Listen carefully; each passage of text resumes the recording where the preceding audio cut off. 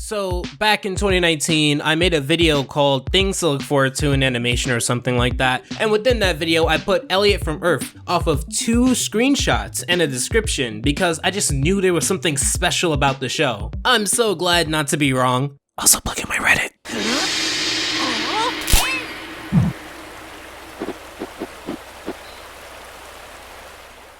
So for those who don't know, Elliot from Earth is the latest and greatest in terms of Cartoon Network shows created by Guillaume Cassuto, Mick Graves, and Tony Hull. Now to the average person, they may not recognize a name or two in there, but these are the people who originally were on the team of The Amazing World of Gumball. So with that, you may think that this is going to have a similar energy. I mean, when you look at the show, it has a similar style, and there are some jokes within this hour-long special that resemble Gumball, but as a really big fan of the show, that was really never on my mind. Was it a sign that someone reputable was creating a show? Yeah, but I don't need this to be Gumball. We already have hundreds of episodes with the Blue Cat already. So let's get to this hour-long special because it's definitely gonna take a while. The hour-long special starts with our young Elliot zipping past the store to get a few things before getting back on the road. The show does a great job in building anticipation for Elliot and even hints at the alien-like atmosphere with this helmet. I enjoy how it borrows sound effects from the other show and gives them new meaning. They aren't now just for a few characters, but a part of this universe, which is really neat for fans who really pay attention to these details. As anticipation builds, we get to our first sight of Elliot and other Elliot.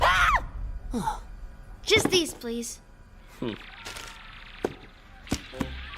Oh hey, we've got the same name.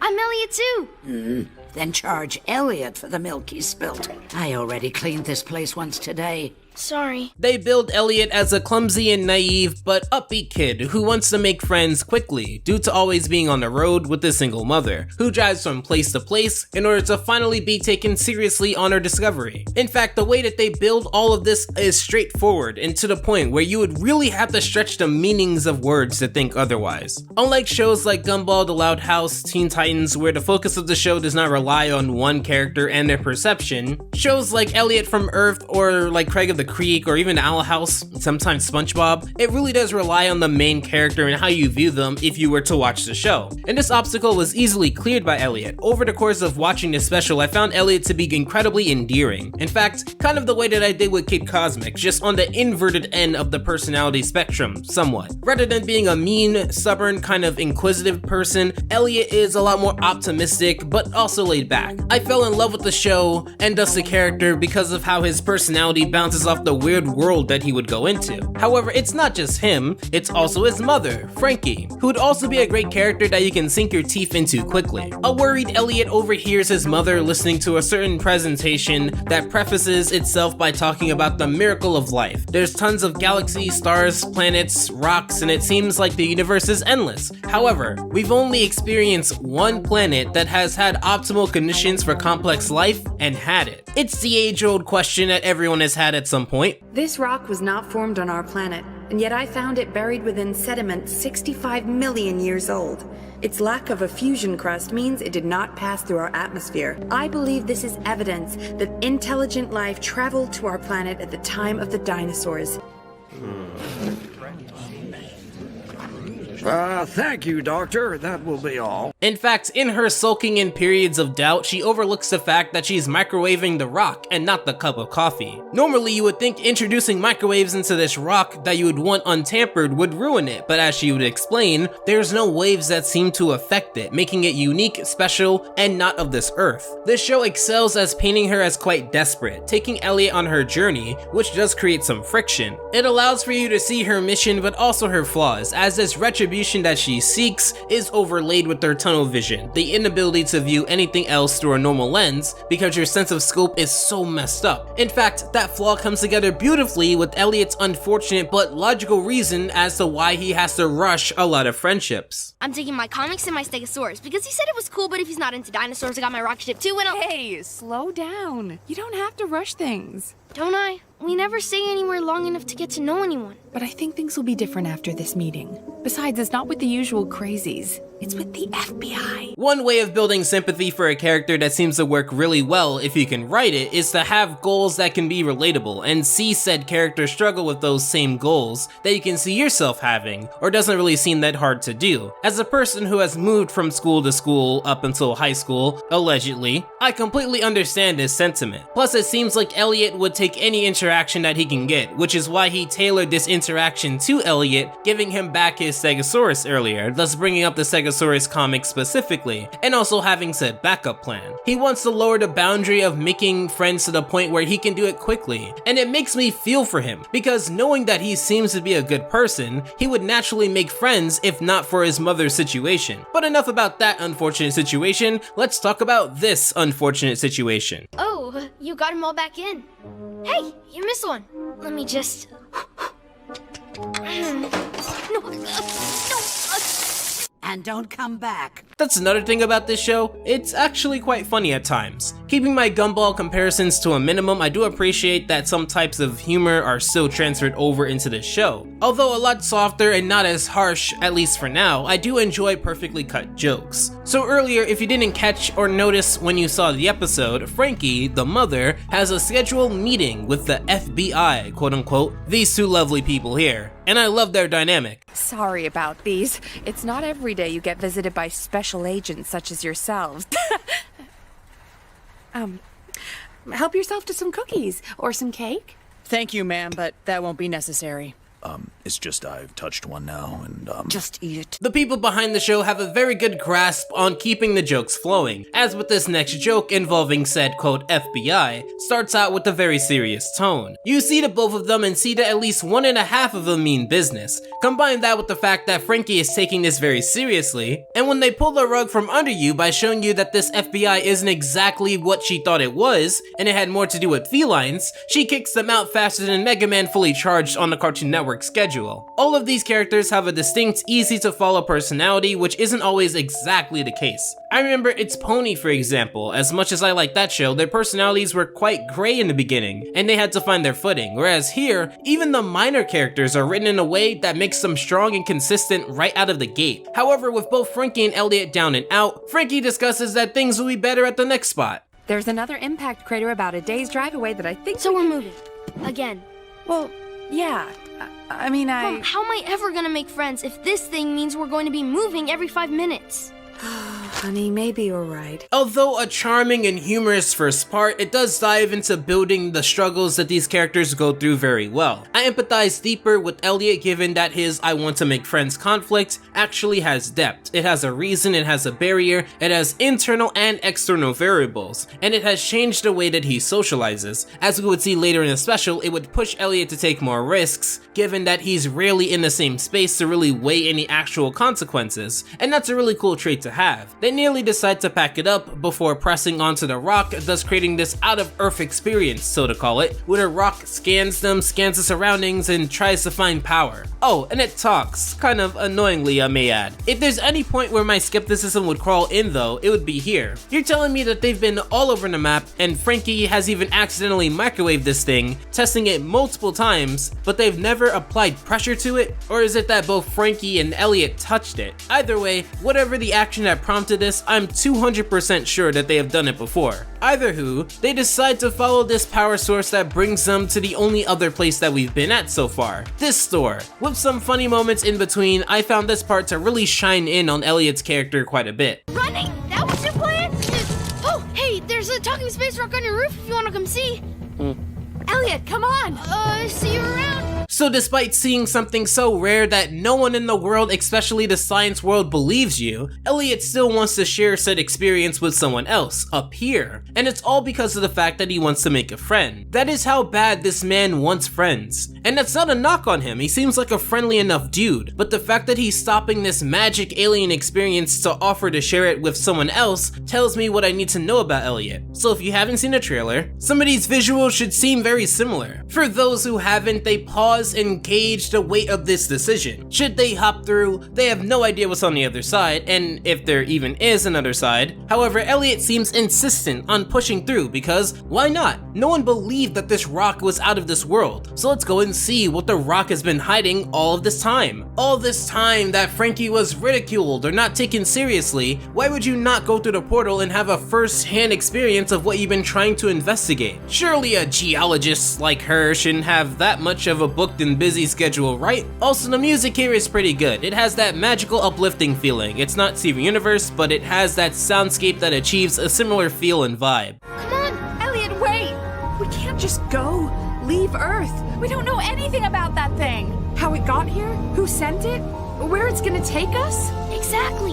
Don't you want some answers? But Besides, we're pretty good at moving, right? Yeah, I guess we are. They hop through, crash through the pit stop once more, showing their destructive presence for one last time before beaming off into the unknown. They zip through space, afraid, anxious, excited, screaming at the top of their lungs, moving through galaxies as if there were nothing, crashing through a space probe and preparing for impact.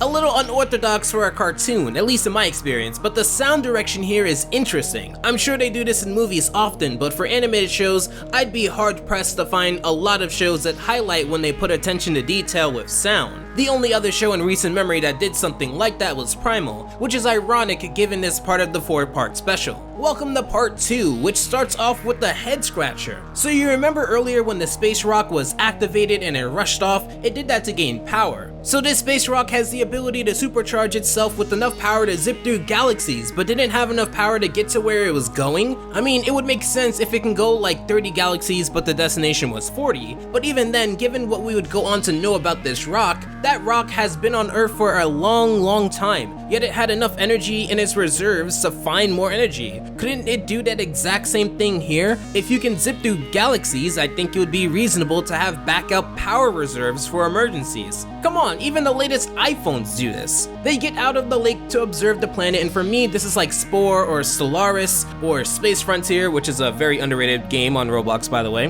where you kind of are just checking out certain aspects within your new planet. In this case, it's the flora, atmosphere, gravity, and also these weird bug vine creatures.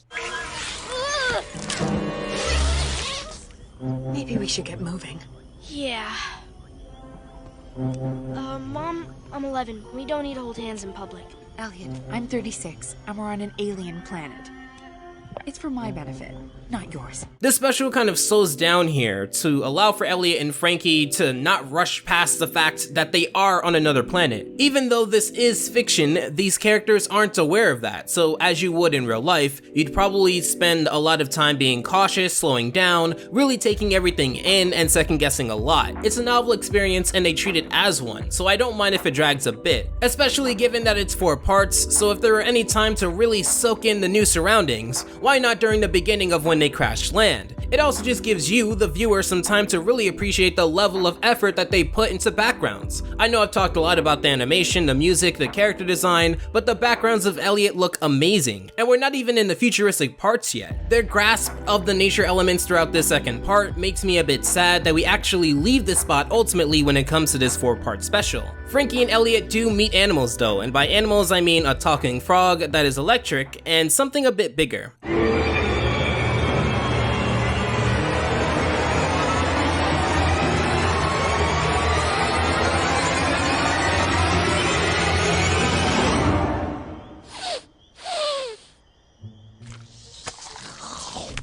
Again, similar sounds from Gumball, I like that. However, Mo is the third main character that you would be seeing on this show. Yes, he is a dinosaur, and yes, he did come from Earth, however, let's really focus in on this scene. It should go without saying that the sounds really make this, the facial expressions and the way that they play with shadows and light. I think anyone who watches that gets that, and that was what the crew intended to do. However, I did find Elliot's reaction to be both hilarious and massively ugly at the same time. So this dinosaur or weird being licks you, and you give the facial expression of me every time I upload a video that gets copyright claimed, and then said creature bites your nose, and you you say that's my nose? It would have been hilarious if Mo was like, oh, my apologies, and then just walks away. I probably shouldn't roast him too much because it does work, and Elliot chases after the weird creature because that's exactly what I would do if I was being snacked on. We come in peace. What are you saying? I'm not coming out. You'll never find me. I know you're behind that rock. You can see me? Yeah. It should be noted that they went off to find and investigate this strange creature, that Frankie would drop the space rock in the meantime that got them here in the first place. However, this shouldn't be a surprise to anyone who watched part 1 when it comes to Elliot's reaction. As I said, given that he's always moving around when it comes to being within the states, he doesn't really have too much to be cautious about. His slate is usually wiped clean and he starts over within a new town or city. So it makes sense on this planet that he rushes after the being, and that Frankie is the cautious one, because that side of Elliot was eroded out of him via him moving around a lot. Also, I like how they don't even acknowledge that this dinosaur-looking creature speaks English, and modern English at that, but let's not talk about that. I guess they saw the frog and deduced that everyone here must speak or at least understand English, and it's a really endearing moment. I wouldn't go as far as to say that it's cute, but definitely wholesome and well-intentioned. I also enjoy Mo's voice, given his personality of being quite aloof. Did you bring us here? I don't think so. Is there anyone here who might know? Anyone we can talk to? Yeah, but you have to be very quiet. While we see it as talking frogs within the hole of a tree, Mo sees it as a talking hole as he doesn't see the frogs, which goes with why he'd be so cautious with Elliot when he met him. Given that he couldn't see him, he would smell him and get a taste of him to get a feel for whatever this weird thing on this planet is that he's been on for as long as he's remembered that he can't recognize. It also goes into what he'd say about Elliot and Frankie. I haven't smelled you before, rather than I haven't seen you before, because he doesn't really use his sense of sight to get around things. However, that problem is quickly averted in this adventure, as Frankie gives Mo her glasses, and he's able to see clearly, developing quite the bond, and this bond being deepened when Frankie also gives Mo his name, as while I've been calling him Mo this entire time, he'd only learned the concept of naming things and naming beings when speaking to these two here. But before we get into that interesting convo, let's shine a light, no pun intended, on how the show crafts beautiful imagery with light. Between the portal, space, and now the nighttime look of this forest, I love the way that things glow and feel on this planet and in this series. It's definitely not the same as Earth, although a lot of scenes on Earth looked pretty good. It gives a very alien feel while also looking very beautiful. Have you always been here? As long as I can remember. Then how did you learn our language? I didn't. How did you learn mine? We didn't. Maybe there's something here that means we can understand each other. What a way to save yourself from all of that. They do jam-pack a lot of information into this short nighttime conversation, so let's get through it. Mo has been here ever since he can remember. He can't really see, but now he can. He doesn't know how Frankie and Elliot know his language, and vice versa. Mo hasn't seen any evidence of greater civilization since he's been here. In fact, it's just been him, according to what he knows. He doesn't understand naming things, but he has taken a liking to Mo, and Elliot was named after a quirky weatherman. Why is my name Elliot? Well, your mom and I thought you were gonna be a girl, so we were gonna call you Maureen after your Aunt Mo. But you were a boy, and we kinda named you after a weatherman. I'm named after a weatherman? You know, the one from Channel 7. The one with oversized glasses and funny bow ties. I'm named after a quirky weatherman? Also, your mom and I, so there's a second mom, and she's not here, something to keep of note. It's a nice way to wrap things up after such a good part 1. However, things start to ramp up again. There's a neat little scanning robotic device that bumps into Frankie, thus leading Frankie into wanting to follow it. And Elliot being the reserved one, a mirroring of last time, to which the only thing that changed now is that Elliot has a friend now. Now that's what I call good writing. Even though we're in the nighttime, the chase scene is very easy to understand, with Elliot leaping over these light but sturdy extraterrestrial flora. The lighting really makes things stand out and feel unique, and we definitely needed to pick up the pace after such a long period of being calm. While neither Frankie or Elliot seem to be able to catch the thing, Mo does. In fact, he claims he caught the thing while moving on 2 legs instead of 4, purely because he saw Frankie and Elliot doing so. He claimed that he moved faster going bipedal. I just can't seem to believe that. That's like saying a cat moves faster on 2 legs instead of 4. I just cannot see that given the way that he's built. Not to steal a common phrase, but you are literally built different. And it would make more sense for you to move faster on 4 legs. I found that absolutely preposterous, and I want my money back, even though I'm watching this for free on TV. And I know what you're gonna say.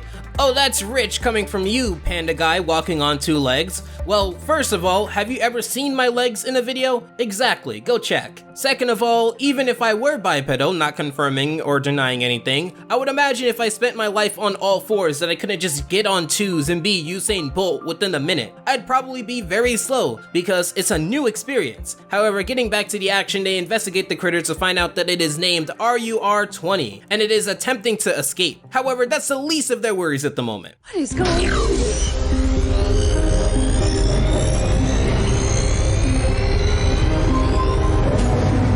Oh, great. We're on an alien planet. I think we're about to be abducted by aliens. They are met by an intimidating orange beam shooting down onto the planet with fear of the unknown, given that all that they know is that Mo has been here by himself and that the RUR-20 bot that they found was scanning things. They don't even know what this means, and they get very afraid. Meanwhile, the talking electric frogs power up the space rock, almost as if the space rock should have been able to scan a power source. I won't hold it against the special too much, but it's just kind of silly that it couldn't do what it did again, and this time it actually ran out of power. You know, not the time in which dinosaurs were reigning supreme or anything like that. Part 3 begins with a different perspective. A green being who appears to be rather laid back, probably also lazy as well, rolls out of bed to his superior's orders. Apparently he's being sent to check in on the RUR-20 bot. Yes, the same bot that Elliot, Frankie, and Mo were investigating. Keep in mind at this point, we haven't seen aliens, except for on this planet, and even then, Mo, as naive and unassuming as he is, would technically count as the only other sign of non-human intelligent life. So at this point, they're going off of the assumption that the only things that came from Earth exist in a space where they can communicate complex ideas to each other, rather than something like the talking frogs that just spit nonsense. Little do they know that they're about to encounter the catalyst that'll thrust them into a melting pot of alien nirvana. I also found it hilarious that said green being, who we would later learn is called Kane, would complain that apparently said high-tech advanced robot drone RUR-20 is outdated, and that the RUR-21 is better, but this big space organization can't afford it. I'd imagine that once you've established a space economy so grand enough to study other planets for what it seems like so far, with one drone that does more than enough, you're probably well off.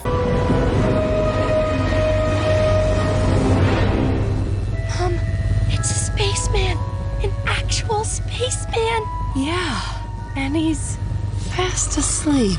Although only half asleep, I think, Kane would inquire a lot of exposition within a short period of getting to know each other. We get to see more of Kane's personality composed of 2 parts. The lower part is a lot more stern, deadpan, and seems to take the brunt of the criticism thrown his way by the superior. He seems to also take a lot of the responsibility between the two, and is the one who speaks English. His partner in crime above him speaks like Beaker from the Muppets, and seems to be a bit more free-spirited in contrast, which makes for the intended comedy segments that have said effects. They are the literal straight man and funny man act. However, while kind of slow, the audience also gets new information that neither Kane nor Elliot, Mo, or Frankie haven't directly spoken about before. Exo-wall? How do you build a wall around your planet? The wall around my planet? What are you talking about? We're not on a planet. We don't know. We don't know where we are. We don't even know what day it is. It's Wednesday. They do have Wednesdays in space. Yeah, of course we do. It's the 8th Wednesday in Clarge. So essentially this RUR drone is sent on this biosphere, a place in space where the conditions are optimal to support life to monitor its activity. There seems to be a great deal in place to preserve its natural form and interfere as little as possible, which makes these aliens oddly environmentally friendly, which isn't usually how aliens in animation are portrayed. I might have to include this in an upcoming video of mine. However, they also confirm that Mo Mo has been here for a very long time, to which neither the drone or Kane, the top half of him, knew about. It's a pretty cool spin to show the other side, this alien side, to have structures and codes similar to humans, and that they're essentially interacting with someone who'd be similar to a park ranger, or someone that protects the border of something, or even someone who protects collectibles, where it's easy to humanize them, which is pretty necessary when talking about non-human life. Before we get the entire story Bible in 5 minutes, Mo jumps through the portal, which causes the curious Elliot to follow and the cautious Frankie to not be too far behind, with Kane also joining in to wrangle them all. We also see Mo walking on all fours after chasing a drone. You know, the same dinosaur who earlier observed the only intelligent life that he's apparently seen since he's been here walk on twos and decided to walk on all twos and caught the previous drone as such. He's just back to being on all fours, as if the entire segment didn't happen, and I'm sorry, but I have to harp on this more. Based off of his animation cycle and basic anatomy, he looks like he would be faster on all fours. This doesn't even seem to be debatable. The man doesn't have knees, so where is he gonna get all of that force to push his body to be just as fast, if not faster, than he would be on 4 feet? Luckily, if not for that being pushed onto me, Mo is actually a pretty good character to bounce things off of. No one can see you. They can't? Why? What's happened to me? No, I need you to hide. Oh. Wait, but if no one can see me, why do I need to hide? No, they can't see you. I just don't want them to. I do fear that his naiveness will become less funny and at best be something to sit around and wait for the stick to finish, or at worst become this serious and shallow viewpoint of the character, so much so that his dialogue would be shoehorned exclusively to this one personality trait. Frankie, showing that lack of a backbone, tries to punish Elliot for running off, but Elliot becomes mesmerized with the spaceship, despite Kane rushing them away from alien contact to keep his job. I do think that this could have been done at a better spot to dump all of the exposition because, you know, it looks a lot nicer, and given a few things here are repeated, like for example, things about Mo that we already knew, it could have given more space for other things that weren't said, but good to know. Kane tells Mo to hide. Mo hides as good as I sing, which is terrible enough that children worldwide throw rocks at me anytime I try. And Kane shoves them all into this one room. If there was anyone that I would want to hear of more from this point, you would think it'd be Frankie. I get that the show is literally called Elliot From Earth, but just like with the amazing world of Gumball, your other characters need to be strong for the whole show to work. Given that Frankie has dedicated a lot of her life to this pursuit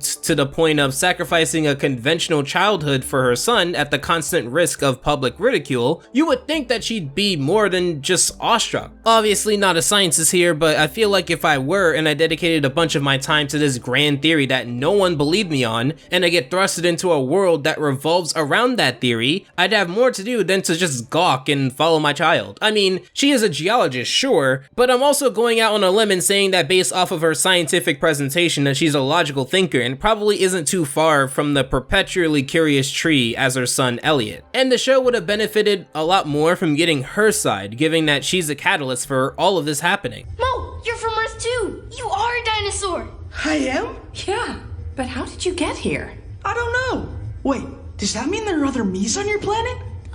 Yeah, about that. That was hilarious. We get more scenes with Kane, who is slowly becoming my favorite. He has to deal with the shopfront owner who clearly doesn't want to be interrupted for spacesuit reasons. And here we get to see a lot of what Kane's character is going to be like. His bottom half does almost all the talking as the straight man, but the top half snipes comedically, picking the moments to really make a presence, and it seems to work so far. In this case, it comes in the form of them taking off their spacesuit to convince the shop owner to give them a new one. However, the top half of Kane literally throws away the original suit rather than hiding it, which both annoys the bottom half but impresses him, given that he would have had to have done it in a way in which the bottom half of him couldn't have noticed. It's a fun duo. Also, cue the cliche of humans being excited about an alien thing that's actually rather mundane when explained to them. Just because it's cliche doesn't mean it's not good, but just because it's good doesn't mean it's not cliche. However, we finally get to a conflict here. The way that the ship is built, everyone has to go through this security scanner, which makes sure that you aren't smuggling in wildlife like our background character friend here. I do find it funny that said background character claims that the scanning is unnecessary and it shows that the supervisor doesn't trust him, and then gives the supervisor a reason not to trust him. However, overall they do a good job at showing that somehow in order to get off the biosphere, Mo, Frankie, and Elliot have to somehow get past the scanner without anyone noticing. Do not distract me!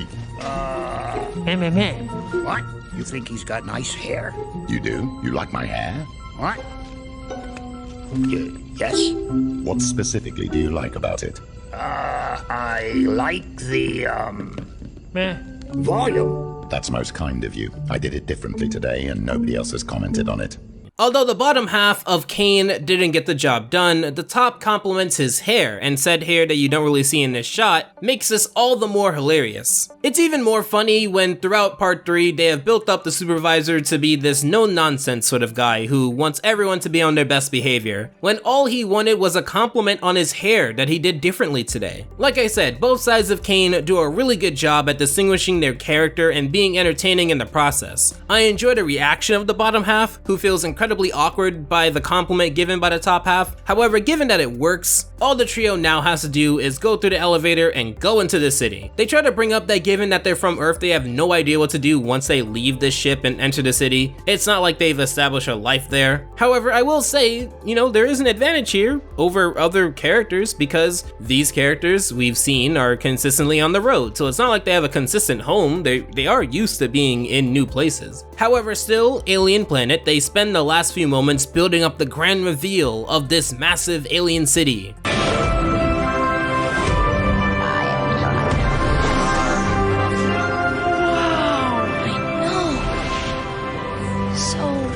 What do we do now?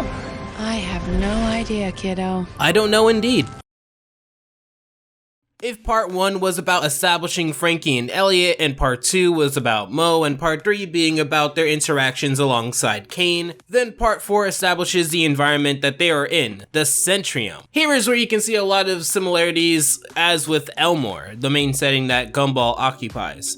It seems like based off of the first episode that they are building this city to be this all-encompassing melting pot that includes beings of all kinds that live within this biosphere. You get to see it throughout this part and most likely in future episodes. Unlike Elmore, there seems to be more of a futuristic twist, as Elmore always looked more like a medium to large-sized town, whereas here, this is a pretty big city. However, I wonder if they'll be used the same way, as Elmore had a particular charm about it, and we'd see a lot of regulars used often within episodes, but only time would tell.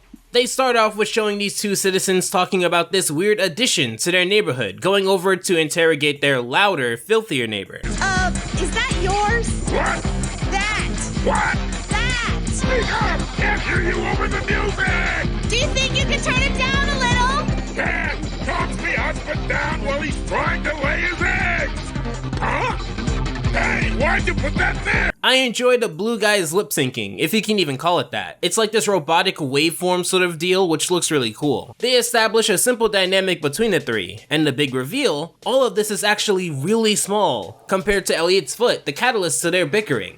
It shows that there's quite a lot of personality within this city, even as small as the size of a shoebox, which does get me excited about what this city offers given that we're probably going to be around it quite often. However, given that they're still new to the city, things such as where to rest and what to eat are still under TBA. Now this is super important. They're walking throughout the city and trying to get adjusted to it, and a weird looking guy with a hydraulic assisted jaw, deep voice, and weird to humans phrases comes out of a dark alley to offer them a place to rest in peace.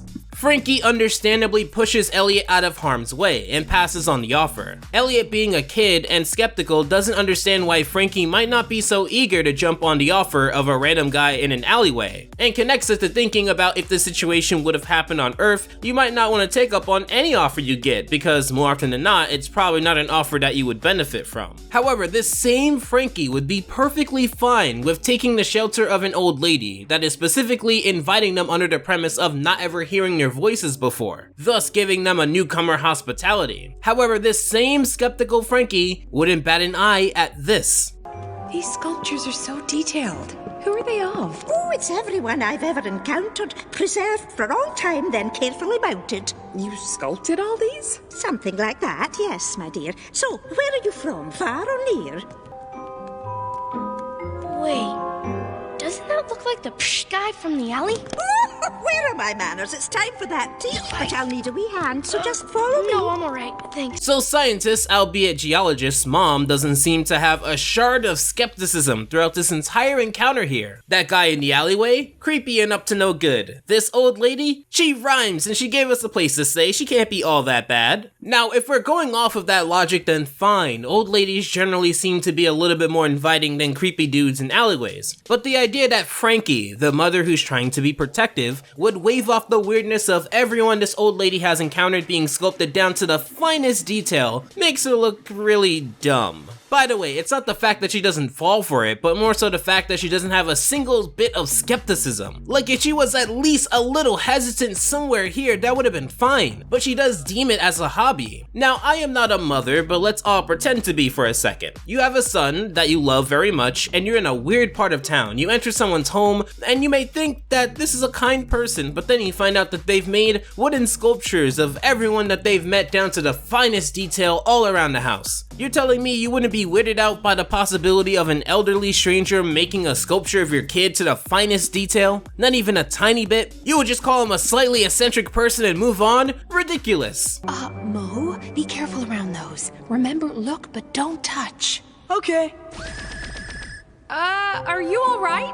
Oh, this teapot is so hairy, and I'm but frail and cold. I'm in want of more assistance afore this brew grows old. Teapot's so hairy? Ah, just give a hand. Please.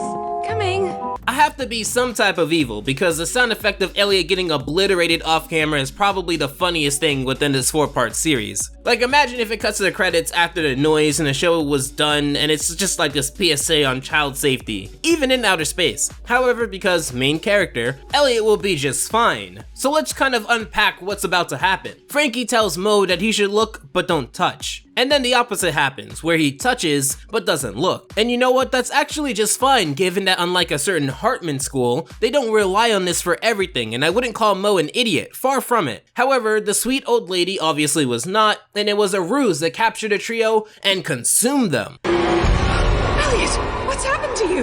Like everyone I meet these days, I've frozen with my deadly gaze. But please don't look so sad and vexed, because, my dear, it's your turn next.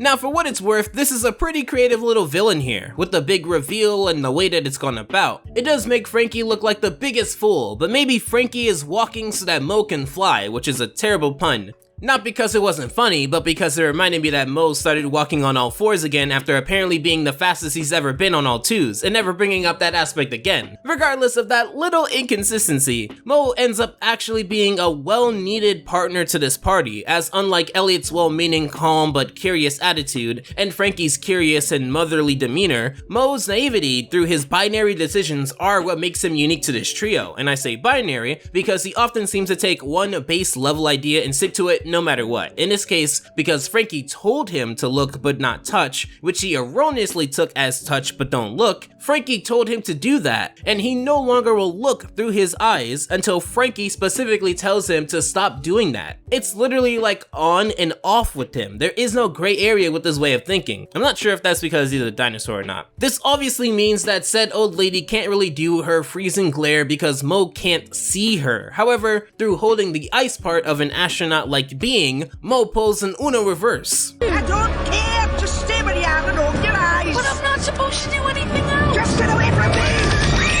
Oh, no! Look what you've done, you clumsy numpty! Just open your eyes and help me up! No, I've caused too much trouble. Although Mo's character does open up room for him being extremely annoying, he wasn't here. The old lady switching up on her voice and demeanor was also a nice touch. As I've said throughout other parts, the lighting is really good, and even though this isn't a really lit area, they made sure to make it look amazing regardless. Obviously, Mo isn't just going to open his eyes unless Frankie tells him, and it's not like she could just freeze Mo and move on, because then she would be stuck forever. It makes for a pretty cool twist of events, which said old lady cracks on, and lets them be half free to negotiate some terms. And in the midst of it, Frankie offers an alternative. Rather than snacking on them, The snack that was given towards the trio towards the end of the third part comes around full circle. She ends up not just unfreezing Elliot, Mo, and Frankie, but everyone else that she's ever frozen before in this weird deal where she gets a bag of intergalactic pretzels banned in 4 galaxies. Just like on Earth, it seems like old ladies get scammed quite easily. How can we ever repay you? We owe you our lives. Ask anything of us. Oh, well, you see, we don't have a home, so we kind of need a place to stay. That's a big ask. We kind of just meant we'd recommend a restaurant. Yeah, or have a whip round. Get your spa vouchers. Some species just want the moon on a stick. They set up this really well with all of these creative looking beings being very grateful to just sweep the rug from under you. Yeah, it's kind of cold, no pun intended, that Mo, Frankie, and Elliot saved them from an eternity of being frozen and or eaten immediately, which is kind of confusing because they were unfrozen, but she was freezing them to eat them, so if they were already, I don't know how that works. But anyway, you would think that them saving them from an eternity of being at least frozen, only to get a restaurant recommendation in return would seem a little bit lopsided. Sure, but that's just me using my Earth values. Here in the Centrium, it could be completely different, and that's okay, because they've established that this isn't exactly Earth, and thus it has the freedom to bend and twist those liberties, so long as the logic within the story makes sense. Of course, they, and by they, I mean Elliot, accepts the previous offer from that creepy guy, which actually ends up working out really well for them. I know this isn't a moral, but I probably should say that your mileage should vary when it comes to dark, creepy alleyway dude offerings. You probably shouldn't do what they did here. However, not only do they get homes, but homes tailored to their locations back where they were before on Earth, which means that Frankie and Elliot get a 1-to-1 emulation of their RV, and Mo gets one tailored towards the biosphere location that he was at before. All for free, courtesy of freeing the guy. Now this does bring up the question of, how was this guy available in the alley but then frozen, given that we saw him go back into the alley and the next scene after was Elliot, Mo, and Frankie going into that old lady's home? There couldn't have been an opportunity for him to be frozen and then saved, so it doesn't really make a lot of sense. And you know, I thought long and hard about this, about all the possible theories. It took all of my brain power, and I will need to spend the next 2 millenniums recharging my mental battery because this involved physics, ethics, advanced mathematics, time, space, and a double cheeseburger. And I've come to the conclusion that the only possible explanation as to how all of this worked? Twins. Yeah, that's all I really got here. It doesn't even really matter. Part 4 ends with Elliot looking out into space, no longer needing a poster of space because he's in it. Despite being a rather large video, I'm actually really happy to support Elliot from Earth because honestly, it's what I need right now. I hope it gets off to a good start because I do have my worries. However, with many episodes being out, I do have my work cut out for me and I hope to get around to at least a few more when I can. Until then, make sure to join the subreddit. Obviously, this will be posted there. I'd love to see what you guys thought about the episode or about the video. Thank you so much for your time, and always, take care. Alpha out.